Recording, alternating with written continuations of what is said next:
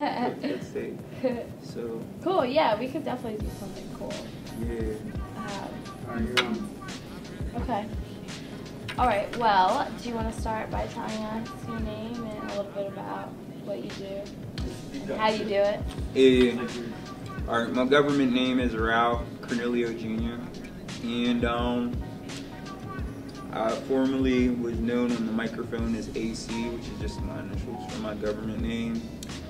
But after doing music for like, I'll say like making money off of it, 16 years. And I probably might come to a surprise because I look like I'm probably your age, but I'm not. Like, I'm 32.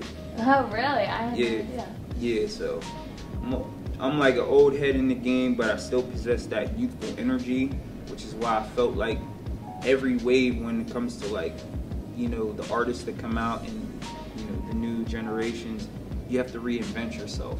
Right. Or at least be able to be identifiable with like whatever generation is hot right now. So I gave myself the name Prince Rao because it also like it's like short for my first name, Arao. I just call myself Rao for short, and Prince because my family is from Africa. So Oh, nice. I can consider myself to be, you know, royalty, but I can also be like a royal pain in people's eyes. So you know what I mean, I just had to just kind of throw my own little twist on things. Cool. Yeah, when you're talking, talk more directly into the radio.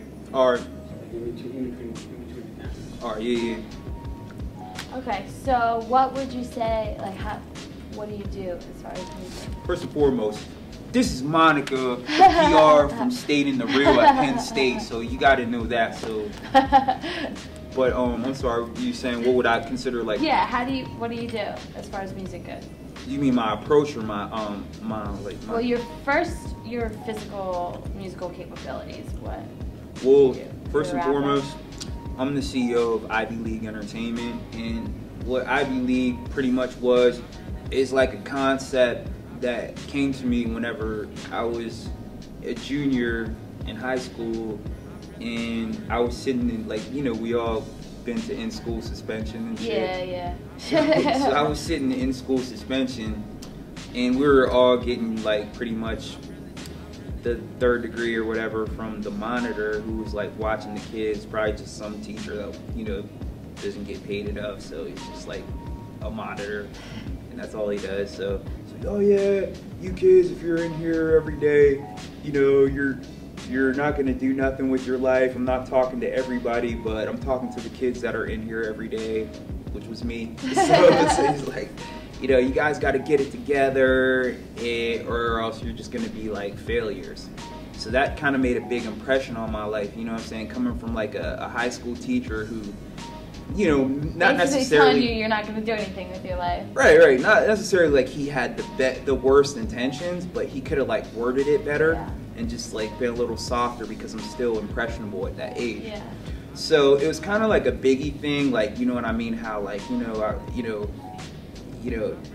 how he was describing on everyday struggle about like, I know what it's like to grow up, effed up, pockets broke as hell, another rock to sell. People look at you like you's the loser, selling drugs to all the users, mad Buddha abuser. So pretty much it's just like when society classifies you as one thing, but then they take it to another level as to like stigmatize you, and it's like that's something that never leaves. So the whole failure thing stuck with my mind, and what I used to do as a lyricist is I always used to carry around a dictionary in high school, and it's like, I don't know, people used to be like, yo, what are you doing with the dictionary? And that's kind of how like I got my song title ideas. Like I would look in the dictionary for one word and then match it with another word. So like, all right, I'm gonna call it this, and this is the name of the song. And I had a tablet specifically, and this is back when I wrote, because we're in the Wayne era now.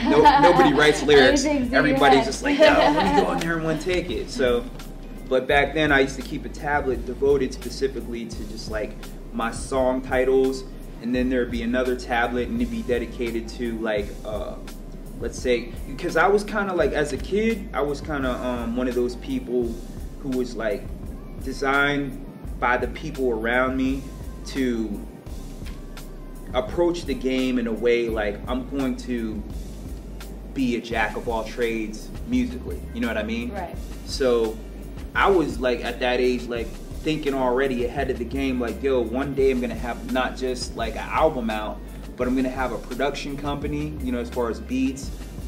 I'm gonna have a record label as far as artists underneath me and agents that I'll be working with, et cetera, et cetera. So I was writing names for like a record label at the age when most of my friends didn't even know what a CEO was. Yeah. So I was like, all right, well, okay, in the back of my mind, I'm a failure. And you know, as like young people, whatever the adults or the establishment says we are, we just automatically rebel against it. Yeah. So, okay, we are, but we are not. You know what I mean? Yeah. So I'm gonna do everything to prove you wrong. Amen. So like I just like somehow like I came across the word Ivy League, and I'd heard of it before because like my sister, she actually went to an Ivy League school, but I didn't pay attention to that. It's just in your ear and went out the other, you know. Yeah. In high school, you know what I mean? So I'm like, and then I was like, well, Ivy League, and then entertainment, and then I put it. I was like, oh shit, that's a tight ass name. Yeah. So I that was like one of my top names, but underneath it I had like 100 other names. You know what I mean? So to answer your question, I'm the CEO of Ivy League Entertainment first and foremost, and I'm a member of ASCAP. I don't know if you know what ASCAP is, but it's the Association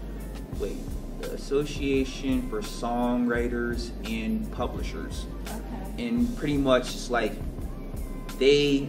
Is that here at Penn State or like No. globally? No, this is like, it's like a global thing. Like if you're a nationwide artist, then you're a member of either ASCAP or BMI.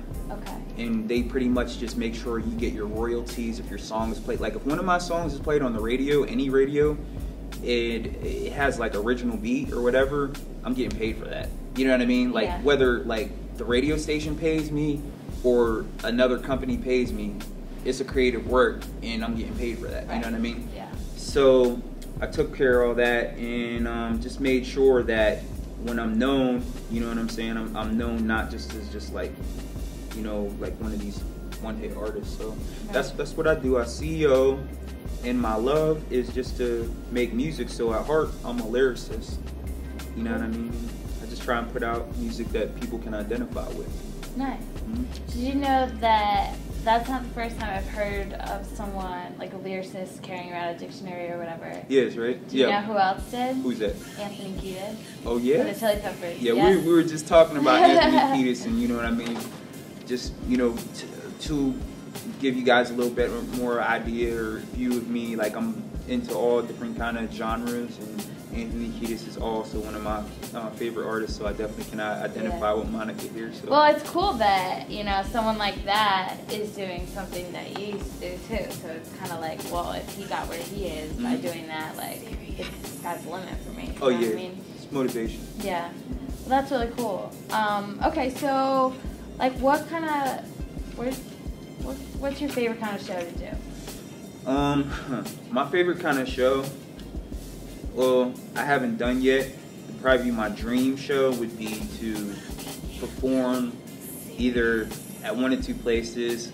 And see, I'm kind of like, when you ask me a question like that, I have to answer like kind of like in a forward way. So it's something that I feel that I'm going to do. Okay. You know what I mean? Like, if I... So keep your eyes and ears open because this is happening. It's going to, this is history in the making, stating the real. So, but yeah, Bryce Jordan and the Madison Square Garden. Oh, that would be nice. So those two would just definitely And set would you off like my to career. do a solo show, or would you like to do it with, you know, some other people that you know? I mean, I have a lot of material. Like just this past year, like I've recorded like probably like over like close to 500 songs, and it's crazy because a lot of them I recorded here in the media commons, and like, I mean, it's a wave now, but there's still people like under the wave, under the current, and they don't know about it. And it just like, you know what I mean, took them over, and it's just like there's other people like just surfing, riding the wave, like, yo, you gotta hear the shit, but there's people that don't even know about it, and I feel like they're drowning. You know what I mean? Yeah. So, well, hopefully we can save them. Yeah. With your music. you can be the lifeguards, you know? Who would be the head Red Hot Chili Peppers opening? That also would be the very Chili wavy Peppers right there. opening for you. Yeah, you know, I kind of. That's when you know you've made it. Yeah, it'd be an honor. It'd definitely be an honor. I would do it in a heartbeat. Cool. Okay, so you have albums out now? Yeah. How many? Okay, just to like clarify, like for anybody that doesn't really like isn't savvy with hip hop and everything like that, there's albums, as you know, and there's mixtapes. Okay. So there's like the mixtapes that I put out, like back in the day when I was in like around high school and whatnot. I recorded a lot of like songs to like other people's beats. Okay. Because I didn't have like the equipment to record my own until later on. Yeah. But that's probably how a lot of people start, right? Yeah, like I kind of started out like that. There was phases, you know what I mean? Like I started out like that, but then I met this kid in my hometown, which is pretty rare because I'm from like the suburbs of Pittsburgh. Okay. And he was just like on some like other level New York type professionalism as far as music goes. He had all of the equipment, the same stuff that you would see a DJ Premier using, or an Alchemist or a Dr. Dre, in his basement. And so he would make original beats for me and record it all on like what back then people used like DAT, and like it's a form of like, it's not, it just burns it like right onto it, you know what I mean? Yeah. But yeah, for the most part, I easily over like 30. Wow. Yeah, 30, like mixtapes and albums. And albums. Yeah, but albums with like my own production and everything, probably like around like 10. Okay. What do you think? What are you the proudest of? What was really like the turning point of like the whole making mixtapes and all that, probably one that I did last semester, I think spring of 2011. It was right at the end. It's called American Icon, and it never got really publicized as far as I wanted it to be, but it opened a lot of doors. And you know, I have cover work for it and all that on Facebook, and you know, I threw a few copies out here and there, shrink wrapped and everything with the barcode. Nice. But yeah, the title comes from, like, once again, you know, my roots and my background being, you know, in Africa. And like, to me it's rare because even myself, like, I've been to a lot of cities, and like mostly in the places that I go, unless you're in like a big city or a place like this, and if you're African American, your background is usually American all the way up until your grandfather's grandfather. Mm-hmm. But for me, like coming from like a small suburb of Pittsburgh where the majority is Anglo-Saxon, and there's probably like 1 or 2 blacks, and like my family is directly from Africa. Right. Like all of my brothers and sisters, my mom and my dad, they were there up until right before I was born. So I gave it the title American Icon because I'm still American, but I still have that background. Right.